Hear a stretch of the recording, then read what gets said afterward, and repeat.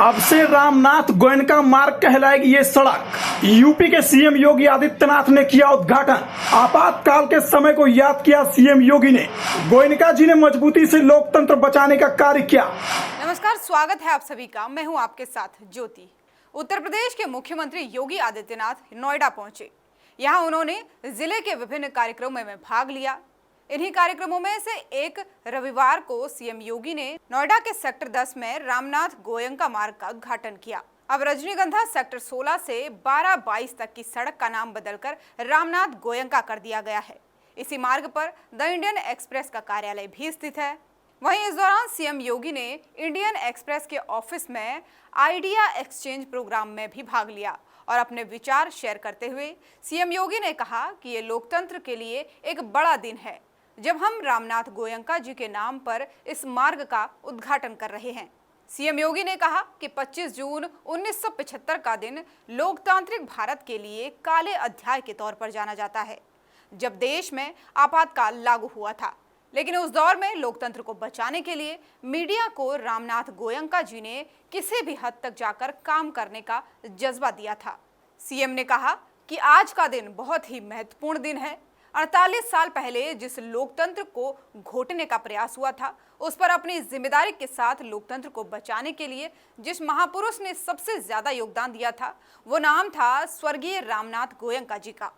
CM ने आगे कहा कि गोयनका परिवार ने लोकतंत्र को बचाने के लिए काम किया है। जिस राष्ट्रवादी मिशन के साथ जुड़े हैं, वो रामनाथ गोयनका भी उसी मिशन से जुड़े थे। मुझे खुशी है कि यूपी की आर्थिक राजधानी नोएडा में मुझे उनके नाम पर मार्ग का उद्घाटन करने का अवसर मिला है। उन्होंने कहा कि स्वर्गीय रामनाथ गोयनका मीडिया जगत के चमकते हुए सितारे हैं। जब भी मीडिया और लोकतंत्र की बात होगी, उनके नाम की चर्चा जरूर होगी। सीएम ने आगे कहा कि बिहार के सुदूर गांव में जन्म लेकर देश की आज़ादी के लिए प्रखर रूप से काम करना और आज़ादी के बाद राष्ट्रपिता की प्रेरणा से इंडियन एक्सप्रेस की स्थापना करके उन्होंने मीडिया के माध्यम से लोगों के लिए काम किया, लोगों की आवाज़ को मुखरता प्रदान की। रामनाथ गोयनका मार्ग के उद्घाटन और इंडियन एक्सप्रेस के ऑफिस में हुए प्रोग्राम के दौरान इंडियन एक्सप्रेस के एडिटर इन चीफ सहित वरिष्ठ अधिकारी और कार्यकर्ता भी इस दौरान मौजूद रहे। आपको बता दें कि Ramnath Goenka Indian express group के फाउंडर हैं।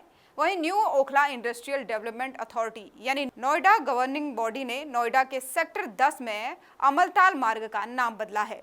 नोएडा गवर्निंग बॉडी ने मार्च 2023 में 2.2 किलोमीटर लंबी सड़क का नाम बदलने का फैसला किया था और अथॉरिटी ने यह कदम प्रतिष्ठित media group the Indian express अखबार के संस्थापक रामनाथ गोयनका को एक श्रद्धांजलि के तौर पर समर्पित किया है। आपको बता दें कि रामनाथ गोयनका का जन्म 1904 में दरभंगा में हुआ था।